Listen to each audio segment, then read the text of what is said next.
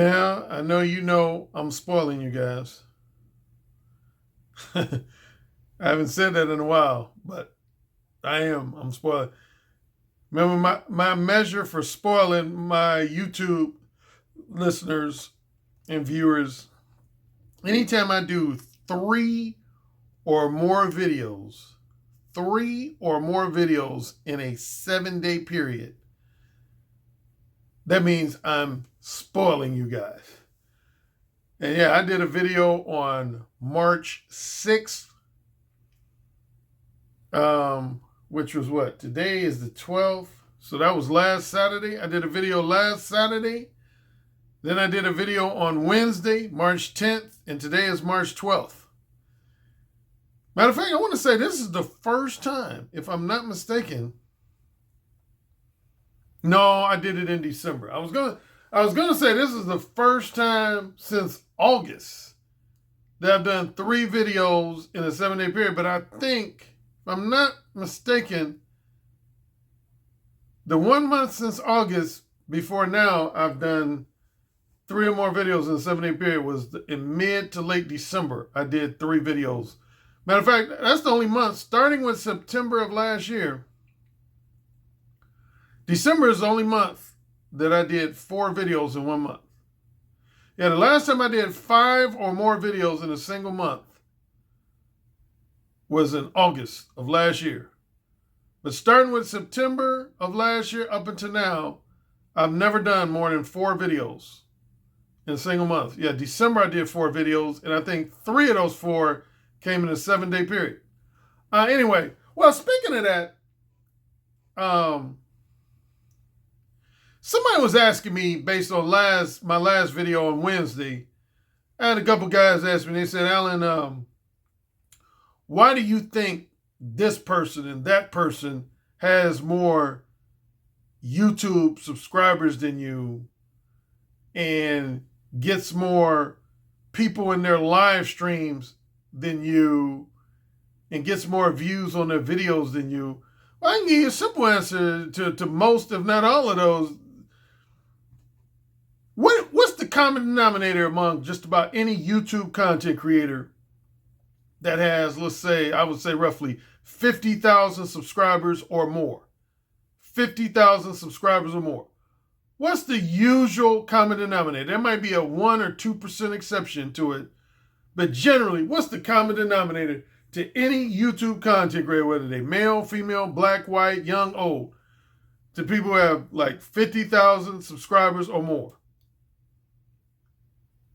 They upload content regularly. Like at maximum, they upload content on a daily basis, like 7 days a week, every week. At minimum, I would say they upload content no less than approximately 3 or 4 days a week, every week.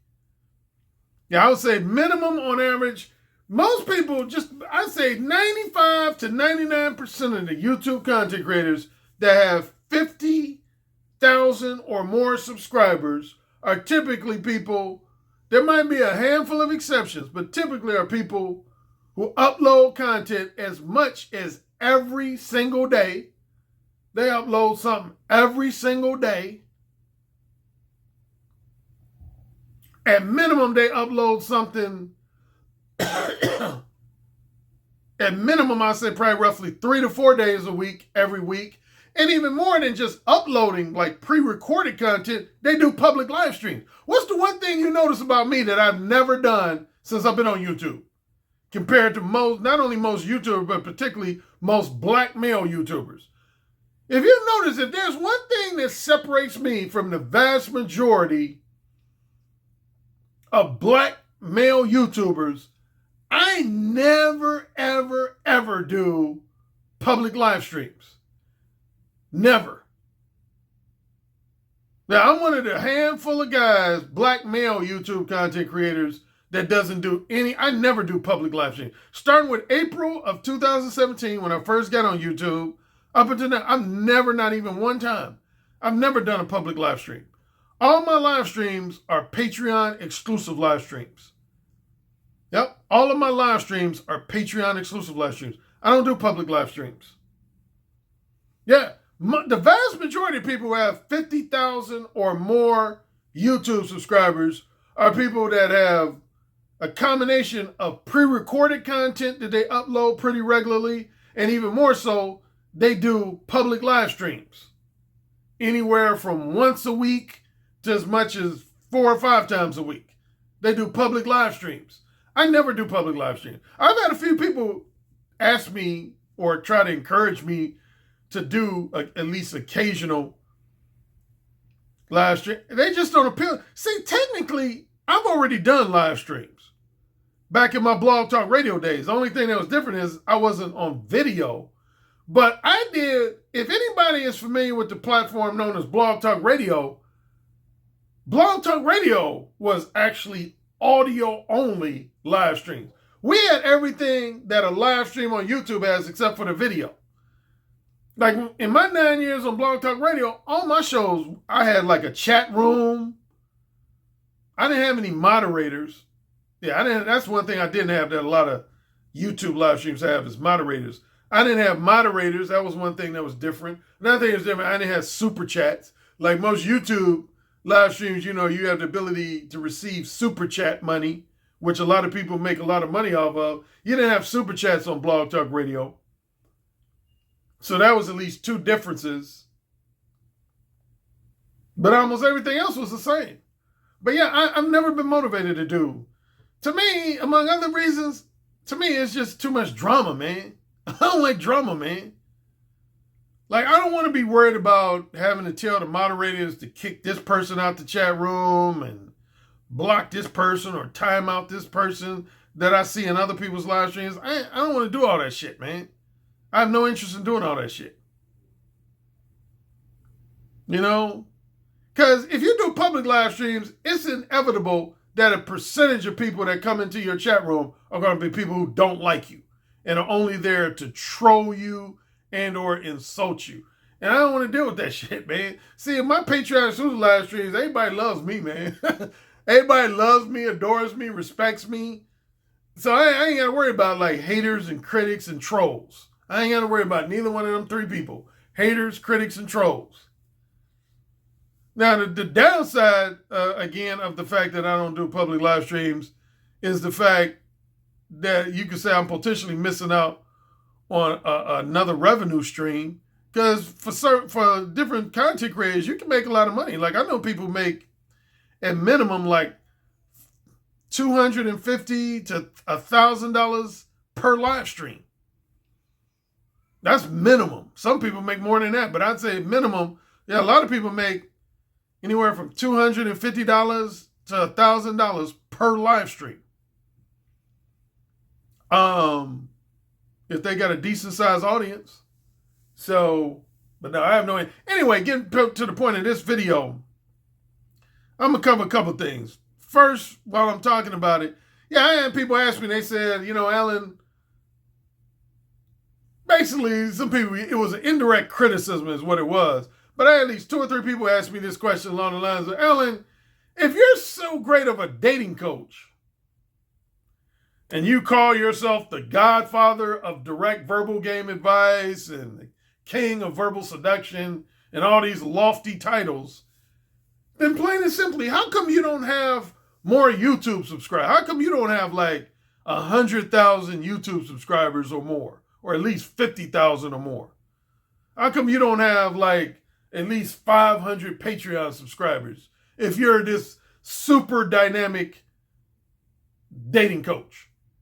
That was the question posed to me by at least 2 or 3 people after my last video. They're basically like, if you're such this super dynamic, worldwide known, internationally known, you got all these books, how come you don't have more YouTube subscribers, and how come you don't have more Patreon subscribers?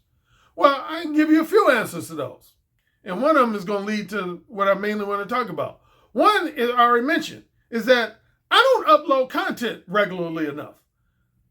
Well, 2 things I already mentioned. One, I don't do public live streams. Most people who have 50,000 or more YouTube subscribers are people who do public live streams on a regular basis or at minimum a semi-regular basis.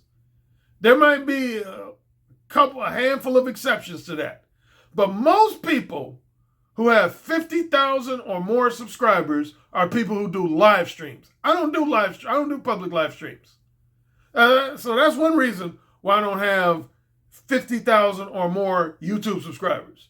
Another reason is I don't upload content on a regular basis, particularly since starting with last September.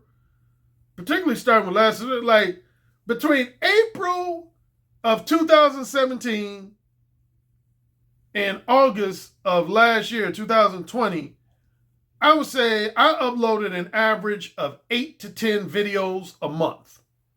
That was my rough average. I usually uploaded about 8 to 10 videos a month, which came out to about no more than 3 videos a week. About roughly 2 videos, a little bit more than 2 videos a week. Again, most people have like hundreds of thousands of subscribers. They provide content almost on a daily basis. At least 4 days a week and as many as 7 days a week. They provide content. I've never fallen into that category. I've never fallen into it. I've had certain weeks, occasional weeks here and there. Like I can name a few weeks occasionally where I uploaded videos as many as 4 to 5 days in a single week. Yeah, there's been a few times. Starting with April 2017 through August of last year, there were a handful of times where I did uploaded as many as 4 videos in a 7-day period. But my average was usually 2 videos a week and sometimes 3 videos a week. Like I said, anytime I upload 3 or more videos in a 7-day period. I call that spoiling people. I'm spoiling you guys.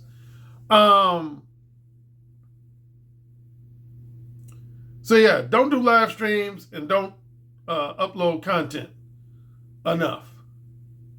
And then the secondary reason, this is going to be more of the main topic of my today's video, is that I'm a direct verbal game dating coach. I'm a direct verbal game dating coach. And you might say, okay, what does that mean? If you know anything about the business side of dating coaches, and this goes all the way back probably like 15 years or so. Because I remember in 2010 when I spoke in London, as everybody knows, I was in London with the late, great David X, and we talked about it. And David X said it plainly, man. David X said, we're talking about the business side of being a dating coach. He said indirect dating coaches are always going to be more popular and generally make more money than direct dating coaches. Now, David X, he said that, 11 years ago? Yeah, when we were in London together in November of 2010, David X said that one time. Me and him were discussing the business side of being a dating coach, and he basically said, when you're an indirect, he said on average, an indirect dating coach is always going to have more followers, supporters, and clients, and generally make more money than a direct verbal game dating coach. Why? The simple reason why is related to my last video 2 days ago. I spent a lot of that video talking about rejection. And I said one of my strengths is that two things I said about myself when it comes to rejection. Number one, I'm not afraid of rejection. And number two, when rejection happens, I don't allow myself to get too dejected over it. I don't go into like a funk, a pity party or a funk about it. And the truth of the average American single heterosexual male, well, not American, I'd say even beyond America, most single heterosexual men in society are, number one, afraid of rejection. And number two, when rejection happens, it really bothers them. It really, really bothers them.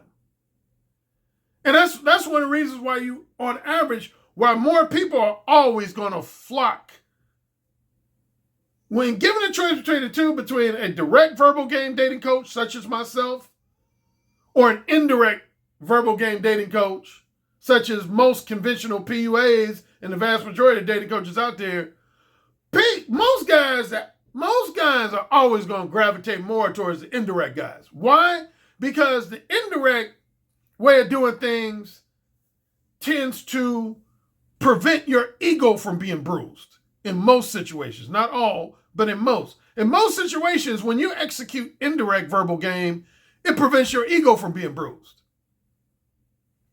See, if there's one downside to direct verbal game, this is why I always say the mode 1 approach ain't for all men. This is one of the main reasons why I've always said the mode 1 approach ain't for all men. I can tell you right off the top of my head, the two types of men that the mode 1 approach, which is representative of direct verbal game, is not for. It's guys who have fragile egos and emotionally sensitive thin skin. If you got a fragile ego or emotionally sensitive thin skin, you'll never be able to execute direct verbal game on a regular basis. You never will. I guarantee you. I bet your money you won't. You'll never be able to execute direct verbal game. If you can't handle quick, straightforward rejection from women, in other words, you can't handle being rejected by a woman within the first, say, 30 seconds after you start talking to her, within the first minute, within the first 2 minutes, within the first 3 minutes, within the first 4 minutes.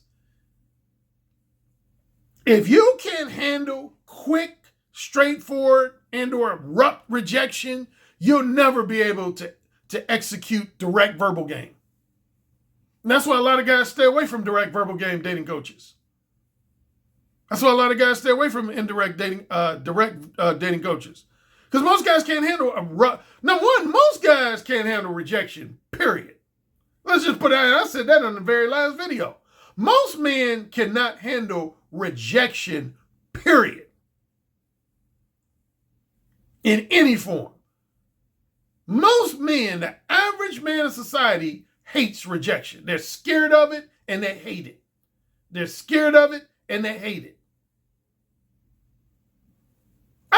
Here's the funny thing. I literally just had a client last night I was talking to. I had a client last night I was talking to. He's in New York City. And we were doing a consultation. And he basically he said, Alan, right now I'm very frustrated. And I said, why are you frustrated? And he said something to the face. He said, like the last 15 women I tried to hook up with sexually, they all rejected me. And I said, well,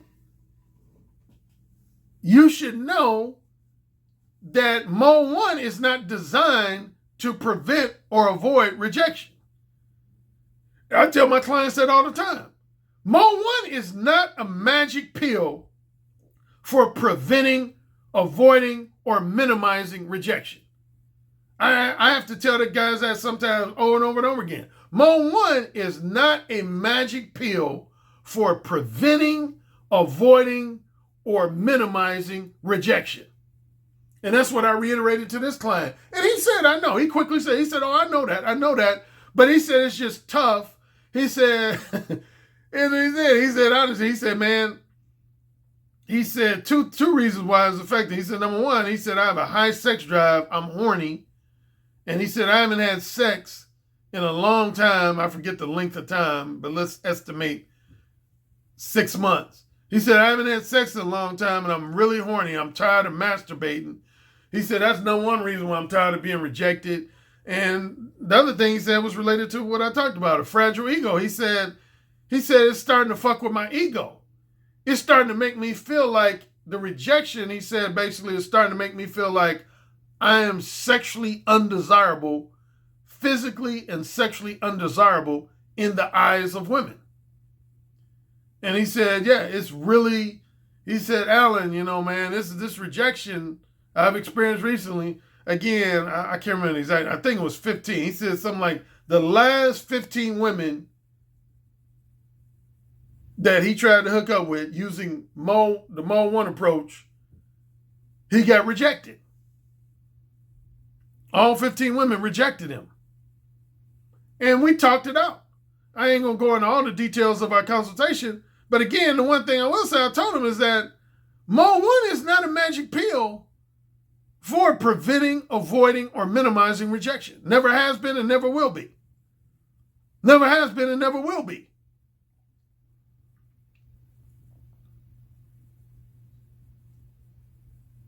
But I had a guy yesterday, another Patreon subscriber of mine. He wrote me and he said, Alan, he said, number one, he said, I really enjoyed your video you did yesterday, meaning Wednesday. He said, I really enjoyed the video you did yesterday. And he said, particularly when you were talking about one of your strengths is that you're unfazed by rejection, and particularly casual sex rejection. He said, man, that's why I really admire and respect you. He said, that's why I really admire and respect you. He said, because before I came to you, I used to follow 3 indirect guys. And he named all of them. 1 was black and 2 was white. Matter of fact, I will go ahead and say, the one that was black was the dating coach I mentioned in the very last video. And y'all all know who that is. Yep, the one black guy he followed, because he's white. This particular Patreon subscriber is white. But yeah, he followed one other black dating coach, which was, I ain't going to say his name. I'll just say the guy I mentioned in the last video. Everybody know what I'm talking about. And he followed 2 white P-Ways. And he said, and this is what he said. He said, Alan, and this relates to people asking, Alan, why don't you have more YouTube subscribers, or why don't you have more Patreon subscribers? And this guy broke it down. He said, Alan, he said, I totally understand why you don't have as many followers as these other 3 guys I follow. He said, it's not because these guys give better advice, because he said, I think your advice, the quality of your advice tops all of them put together. He said, I think the quality of your advice tops all of their advice put together. That's literally what he said. But he said the reason why all 3 of these guys are typically going to attract more followers because they give advice that centers around delaying rejection, particularly avoiding quick, straightforward, abrupt rejection, which I've always known. So he wasn't telling me nothing I didn't know already. But that's what he said. He said, all of their advice centers on doing whatever you can to avoid, if not avoid, delay. If you read my book, I talk about that in my book. When I talk about Mode 2, I said, the main reason why guys exhibit Mode 2 behavior, here's what I said. I said, Mode 2 behavior doesn't prevent rejection.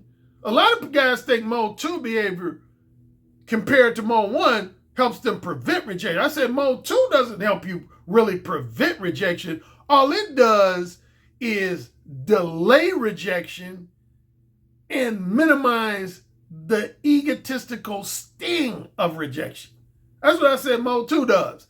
It doesn't prevent you from being rejected. What it does is it delays rejection and it minimizes the egotistical sting of rejection. And anyway, going back to this guy who wrote me this comment yesterday, that's basically what he said when he was talking about these other 3 dating coaches that he followed before me. He said all of their advice basically centers around trying to help you avoid, at best, avoid rejection, at minimum, delay rejection, and prevent your ego from being bruised, viciously bruised by rejection. But he said, Alan, your advice is much more in depth. It's much more thorough. He said, your advice, like he said on your last video, you mentioned the terms, you said that Mode 1 requires you to have a high degree of confidence and courage. He said, I would agree with that. He said most forms of indirect game don't really require any courage at all. He said they don't require any courage. I've always said that. I've been saying that for probably like literally at minimum like 20 years. Indirect verbal game doesn't require any type of true confidence or courage. It really doesn't. It doesn't require any degree of confidence or courage. And it doesn't put your ego at any risk, really. So why wouldn't thousands of guys flock to an indirect dating coach? Why wouldn't they? Most guys are going to try to protect their ego.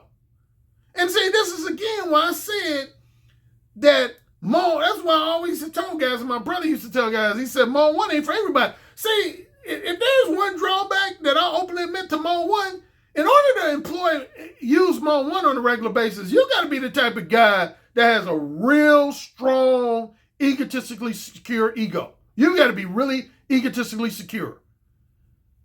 If being rejected by a woman tends to have a negative effect on your confidence and a negative effect on your self-esteem, Mode 1 ain't for you. I'm serious. Mode 1 ain't for you. If you're the type of guy that when you get rejected by a woman, it has a profoundly negative effect on your sense of self-confidence and your sense of self-esteem, then that's when I would say Mode 1 is not for you.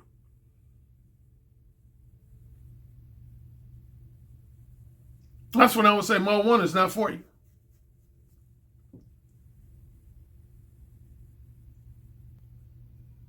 Now here's my bigger thing. And here's where I'm a bruise, speaking of egos, I'm a bruise some egos and hurt some feelings. But I've said it before. Now, I've heard guys in the manosphere, both the white manosphere and the black manosphere, sometimes go real hard in on dating coaches. And at least half the time, I always defend the profession of dating coaches because I am a dating coach. And generally speaking, I don't like to, quote unquote, knock anyone's hustle. I don't want anybody trying to undermine my ability to earn a living, so I don't necessarily want to undermine anybody else's ability to earn a living, and that includes even a lot of indirect PUAs and dating coaches. But that said, I just got to say this, man, and again, it won't be my first time saying it. In my opinion, this is just my own opinion, Alan Roger Currie's opinion. In my opinion, I don't get why guys are willing to pay a dating coach hundreds or thousands of dollars for indirect verbal game advice. I don't get that. And I'm saying it's serious. And again, this guy who wrote me this note yesterday, in his note, he was essentially saying the same thing. So I'm also echoing his sentiments. I don't get it, man. See, here's the thing, and I think I say this in my original Mode 1 book. When I was young, let's say high school and college, and even the rest of my 20s, high school, college, and the remainder of my 20s. When I was young, man, no man I knew needed a dating coach to understand how to use indirect game. I can't think of any man that I knew personally that needed a dating coach to understand how to execute some form of indirect game. Indirect game came natural to everybody I knew, including myself. Like, in terms of my teachings, the two types of indirect game I talk about in my books is Mode 2 and Mode 3. Mode 2 and Mode 3 behavior was almost natural. I mean, it ain't something I would have to go to a coach to learn or do a Thursday through Sunday boot camp with a PUA to learn. I mean, that was natural. So it's sometimes I scratch my head when I see guys. I'm not talking about just watching the guy's videos. I totally understand that if you entertained by indirect dating coaching, you just do nothing more than watch his YouTube videos. I'm not hating on that per se. But I'm talking about when you go as far as to invest either hundreds or thousands of dollars into absorbing knowledge, wisdom, insight, and advice from an indirect dating coach, that makes a brother like me scratch my head because I'm like, what are you really learning? I feel like indirect game should be your natural default. That should be your natural default. I mean, I'm going to be honest with you. I don't want to make this video too long. But I can pretty much tell you right now, all jokes aside, I could teach you in this one video today the essence of indirect verbal game. There's nothing complex to it. There's nothing complex to indirect verbal game. Here's the essence of indirect verbal game. All you got to do, here are the attributes or components you need to execute indirect verbal game. Is to be flattering to one degree or another, flattering with women, be a reasonably entertaining conversationalist. In other words, you're able to maintain a woman's interest in a conversation for a minimum of, I'd say, 15 to 20 minutes and preferably longer. Yep, you have to. So that's the second most thing. You need to be a reasonably entertaining conversationalist. You need to either genuinely be emotionally empathetic or at least be able to pretend as though you're emotionally empathetic. And you need to be accommodating and financially generous. Accommodating and financially generous. Those are the four major components to indirect game. That's the four main components of indirect game. I'll even put it even in more simple terms. Here is the ultimate core of indirect verbal game.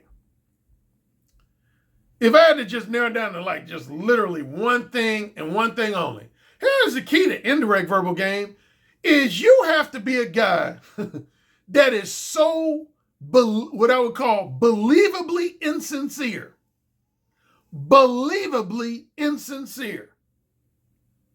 That's the number one. If I had to narrow down to one component, in order to execute indirect game to a level where it's going to get you laid pretty regularly, you have to be a guy that's believably insincere, which essentially is the same thing as being manipulative. That's what any manipulative person is. A true manipulator is someone who is believably insincere. They are believably and convincingly insincere. Because the ultimate key to execute indirect game is giving a woman the misleading impression that you find her non-sexual companionship just as desirable and just as appealing, if not more desirable and more appealing than her sexual companionship. Really, that's all indirect game is, if you really just narrow it down to just one central thing. Indirect game is all about being, again, believably and convincingly insincere, i.e. manipulative, misleading and manipulative. They're essentially the same thing.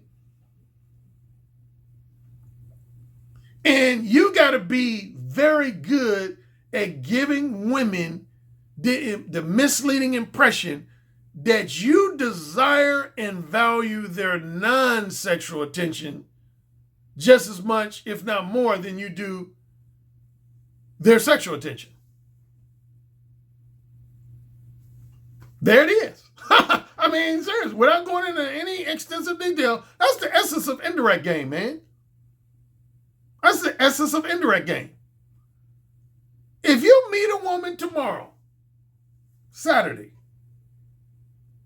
and you're able to be flattering while interacting with her, you're able to be a reasonably entertaining conversationalist while you interact with her, you're able to show some degree of emotional empathy to her problems, frustrations, disappointments. You come across as a man who's a combination of accommodating, and financially generous. Accommodating and financially generous. And just in general, during that interaction with that woman, you're willing to give her the very misleading impression that you desire and value her non-sexual companionship just as much, if not more, than you do her sexual companionship. Then you've just executed indirect game.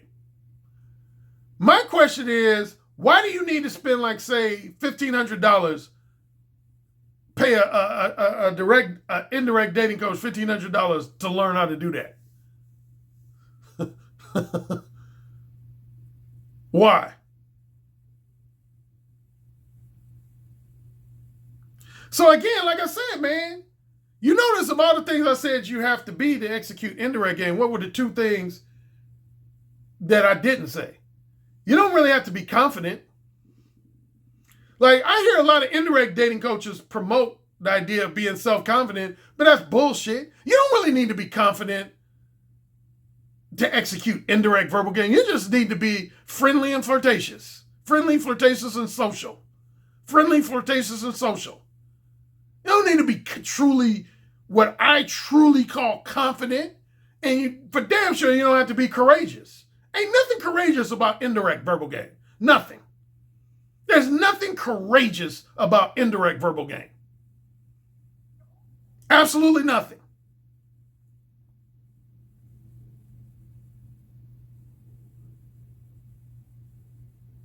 So yeah, man, it blows my mind when I hear about guys spending, say, I don't know, $250, $500, $750, $1,000 or more dollars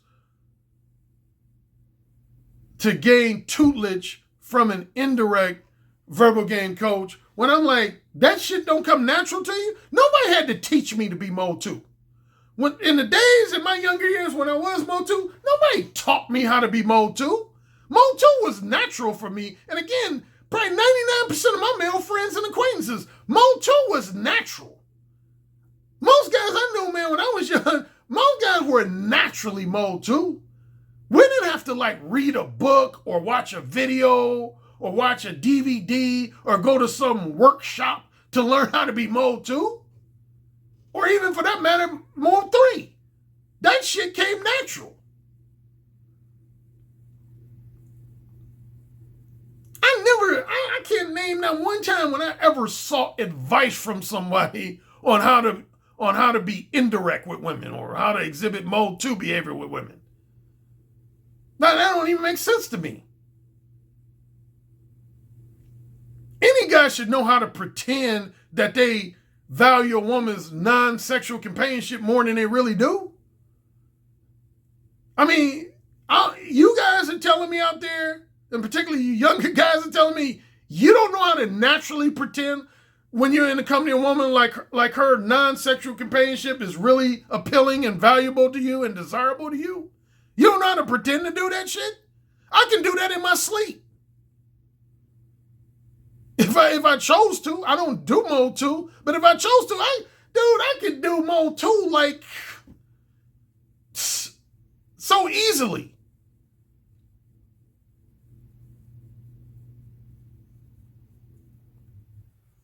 See, direct verbal game coaching, what I do, and like this guy who wrote me yesterday essentially said, see, man, it takes more true in-depth coaching to learn how to employ direct verbal game. Without getting too lengthy, man, when you choose to adopt direct verbal game as your normal lifestyle, you got to overcome a lot of your fears. You got to overcome a lot of invalid beliefs. You got to overcome a lot of negative, hateful, and misogynistic attitudes towards women. You got to identify and weed out a lot of your egotistical insecurities. You got to identify and weed out a lot of your past traumas, past bad experiences with women. You got to make so many adjustments in your social programming and cultural conditioning, it's not even funny. You got to do almost a complete overhaul of your social programming and cultural conditioning in order to employ direct verbal game, such as my Mode 1 approach. It requires literally in-depth coaching over a period of weeks, months, and even sometimes years. In simplistic terms, you got to basically slowly but surely delete all of your past social programming and cultural conditioning and replace it with new beliefs, new attitudes. That's in-depth coaching, man. What I do when I work with clients, my shit's in-depth. That's why I'm able to do like a 14-hour one-on-one face-to-face coaching set. How many of these other dating coaches do you think are capable of doing that? Seriously, being real. Probably 90-95% of these other dating coaches and PUAs out there, they don't work with you one-on-one for as much as 8 to 14 hours like I do. They don't work with you for like 8 to 14 hours and just going, literally, figuratively speaking, going inside your head and pulling out all the garbage like I do. I guarantee you they don't. I guarantee you they don't.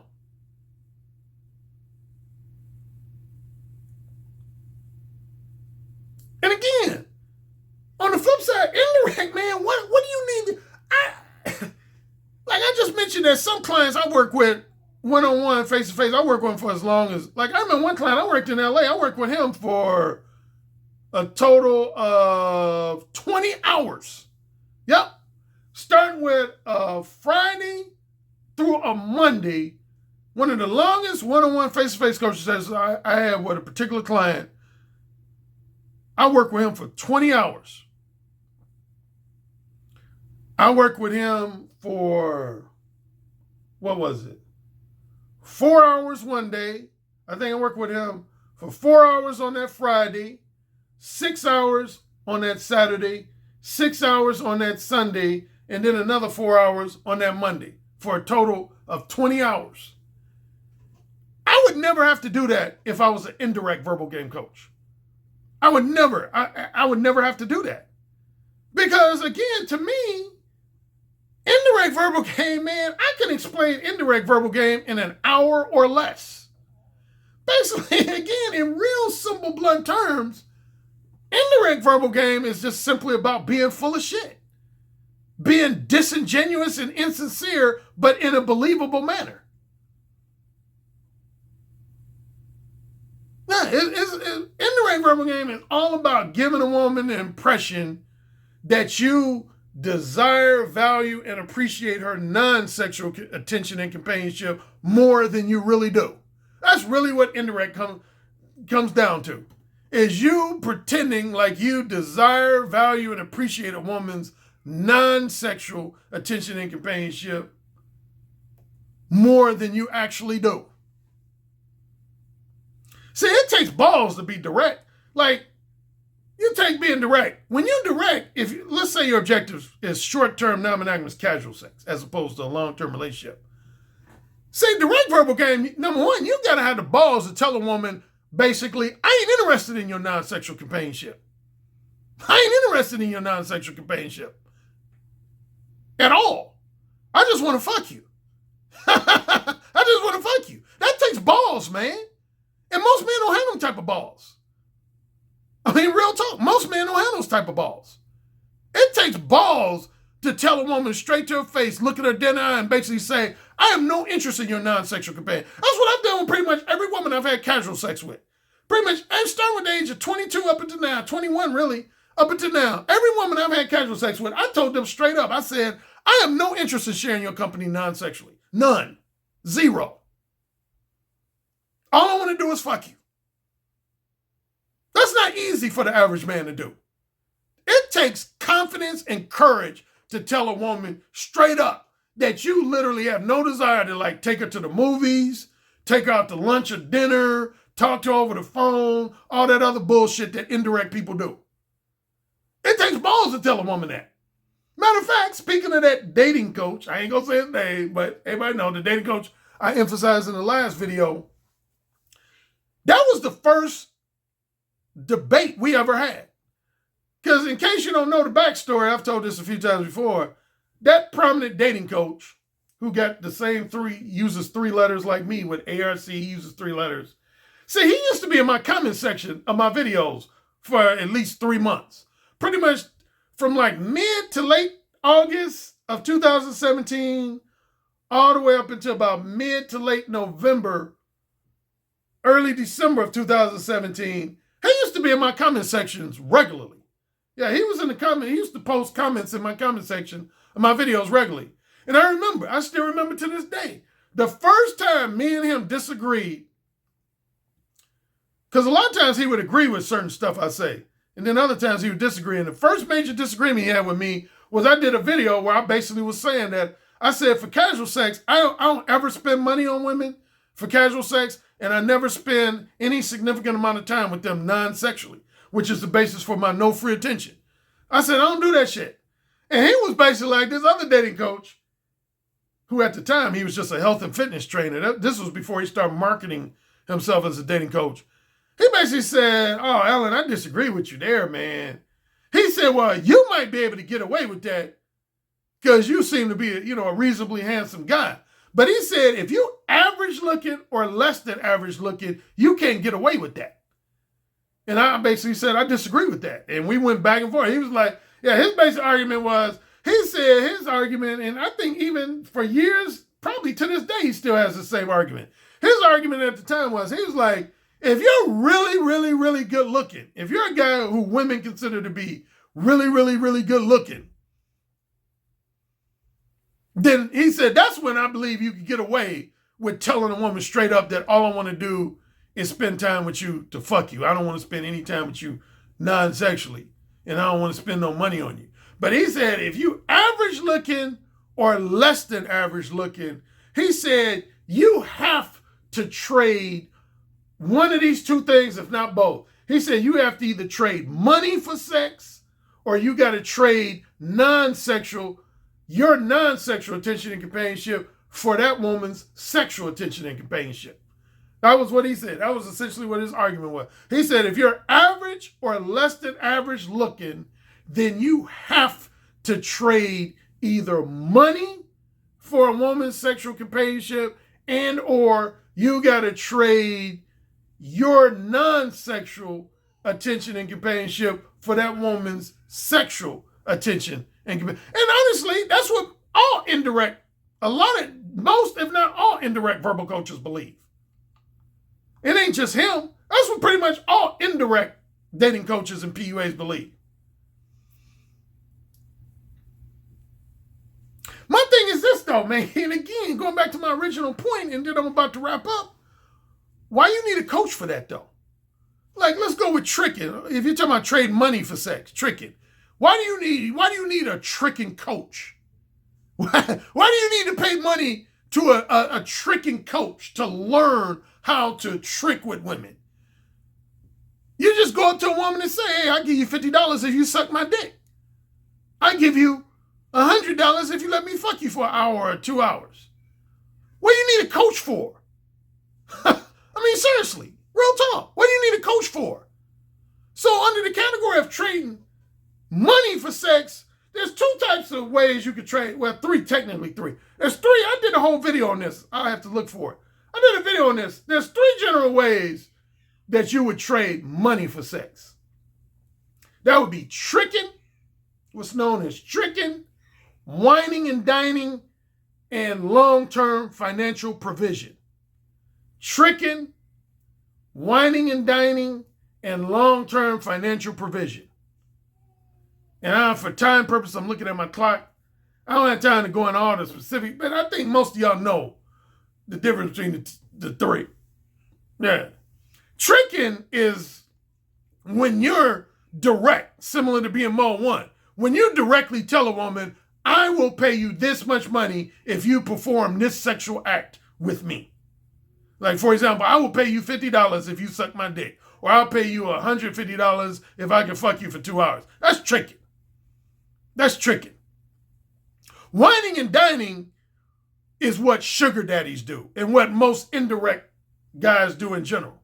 Like, for example, the basic form of whining and dining would be like if you took a woman out on 3 or 4 dinner dates with the confident expectation that she was going to reward you with sex. That would be an example of whining and dining a woman. That's not tricking. That's called whining and dining.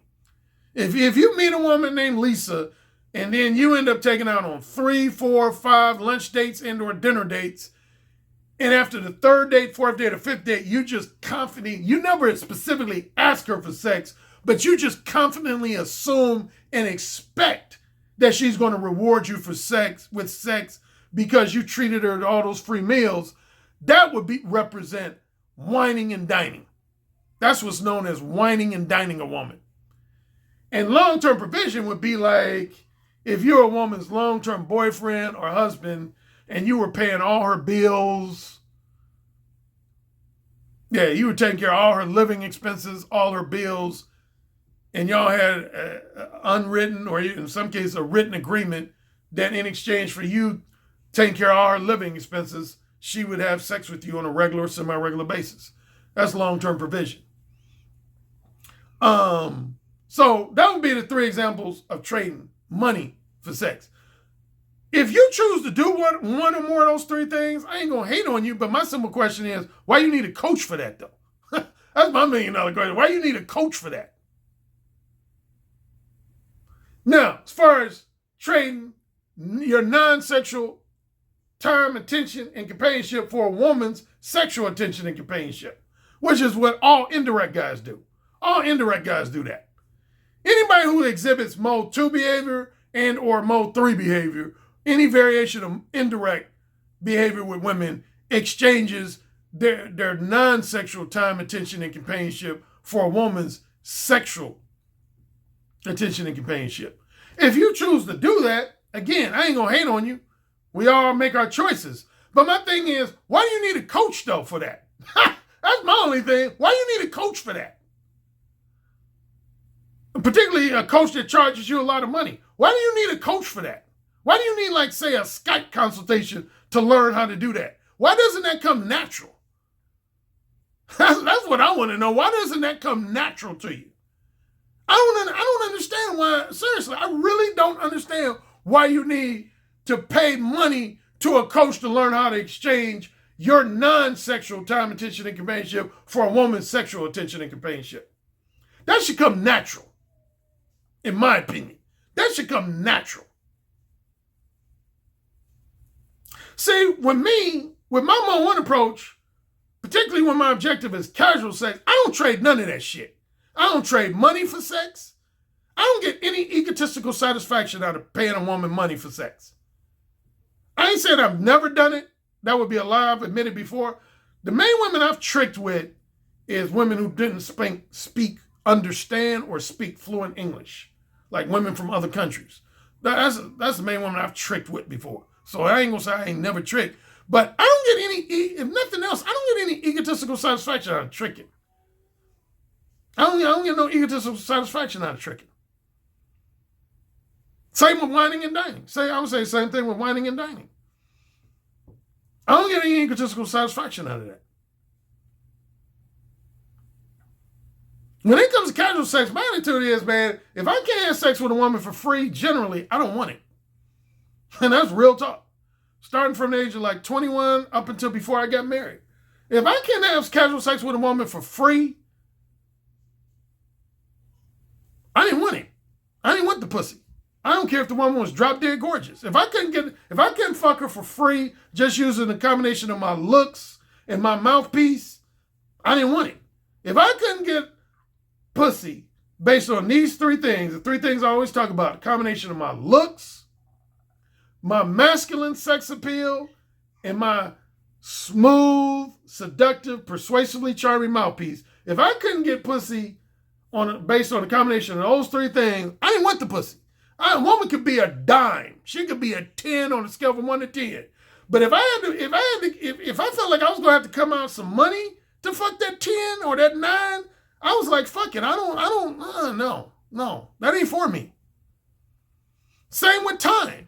I'm the same way with time. If I gotta invest a whole bunch of hours of time to fuck a woman, I don't care if that woman is literally Victoria's Secret model gorgeous. If I gotta invest a whole bunch of time to fuck a woman, I don't want the pussy. I don't mind investing some degree of time and money if I'm looking at a woman as a long-term girlfriend or future wife. And I've said that multiple times before. That's when I don't mind investing some degree of time and or money into a woman if I look at her as long-term material. But as far as for a casual fuck buddy, fuck no. No.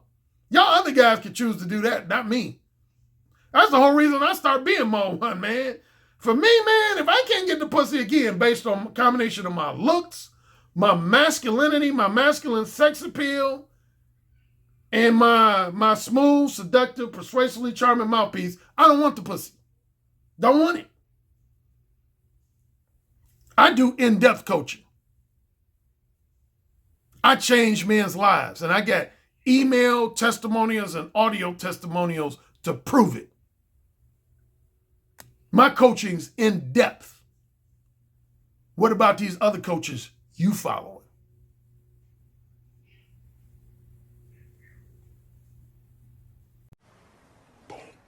Man, I got 3 different stories from the Mode 1 approach. Man, it's gold.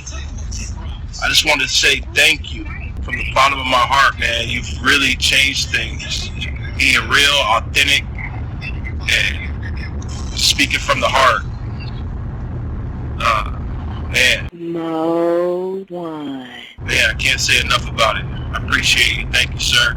And I'll be speaking with you soon.